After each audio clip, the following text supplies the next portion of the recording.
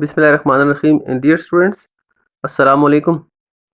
आज हम बात करेंगे reactions of metal oxides with water and acids. सबसे पहले हम एग्जांपल में ले लेते हैं।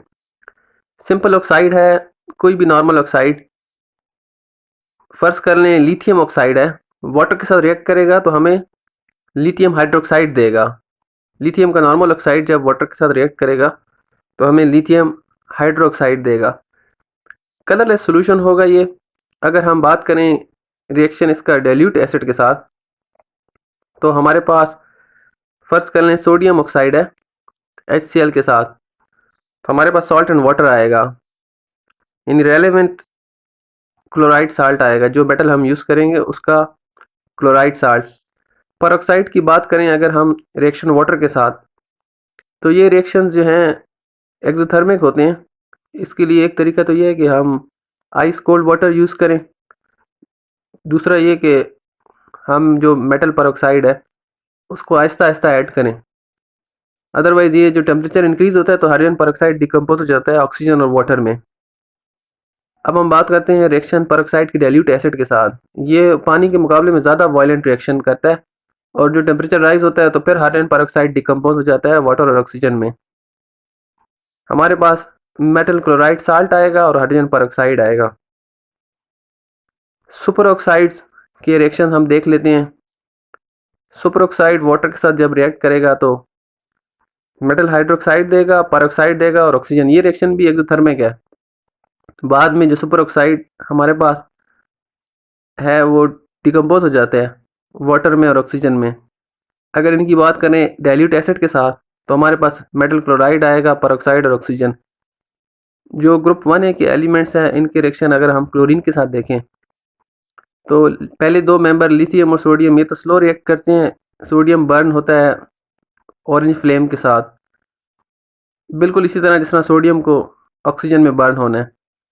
पोटाशियम, रुबिडियम, सीजियम इनके रिएक्शन विगोरस हैं, बहुत ज़्यादा एनर्जी जनरेट होती है और हैलोजन के साथ ये रिएक्ट करते हैं, मेटल हाइलाइड्स बनाते हैं।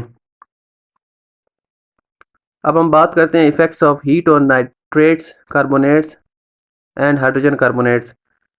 पहले तो ये कि ग्रुप 1A के जो कंपाउंड्स हैं ये ज़्यादा स्टेबल हैं कंपैरेटिवली ग्रुप 2A के, एक्सेप्ट लिथियम।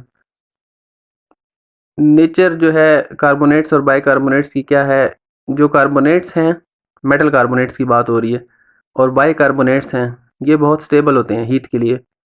जैसे जैसे इलेक्ट्रोपॉजिटिव करेक्टर बढ़ता है, यानी हम डाउन टू द ग्रुप अगर जाते हैं तो ये स्टेबिलिटी बढ़ती जाती है।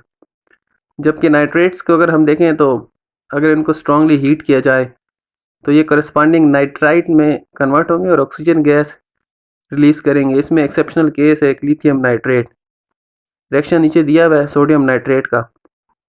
हमारे पास प्रोडक्ट में आता है सोडियम नाइट्राइट और ऑक्सीजन।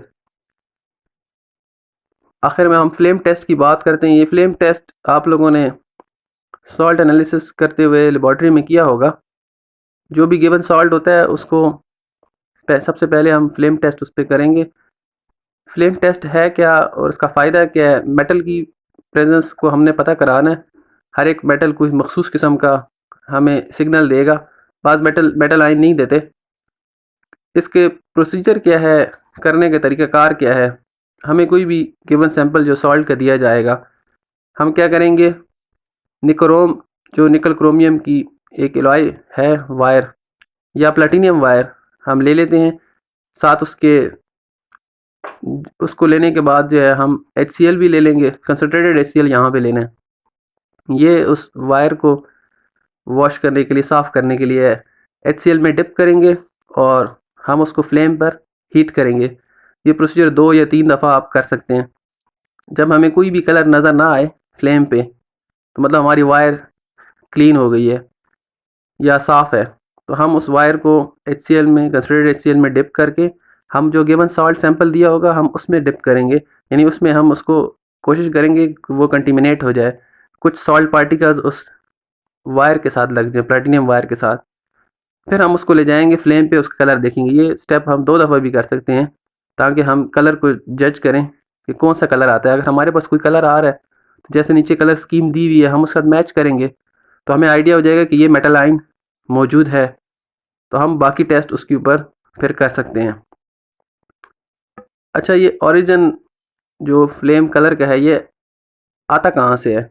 देखो, जब हम एक्साइटेशन प्रोसेस होती है, हम जब उस सॉल्ट को फ्लेम पे ले जाते हैं, लाजिम बात है हमने फ्लेम पे रखा हुआ है तो उसको हीट मिल रही है, तो इलेक्ट्रॉन्स को एक एनर्जी मिल रही है। तो वो क्या करते हैं, कुछ एनर्जी जो वो एब्जॉर्ब करते हैं तो वो हायर ऑर्बिट में जाने की कोशिश करेंगे, हायर ऑर्बिट में जाएंगे, लेकिन वहाँ पे ज़्यादा देर तक नहीं रहते।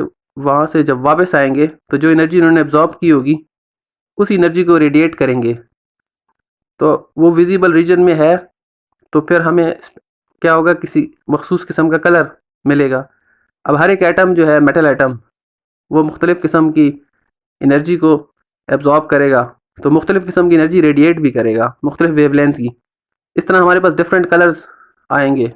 फॉर एग्जांपल लिथियम है, रेड कलर आता है, सोडियम का गोल्डन येलो है।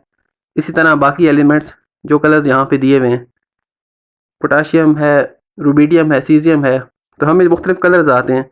उनसे हमें आइडिया हो जाता है कि हमें जो गिवन सॉल्ट दिया है वो है कौन सा सॉल्ट, और हम उस पर बाकी प्रोसेस कैरी करते हैं।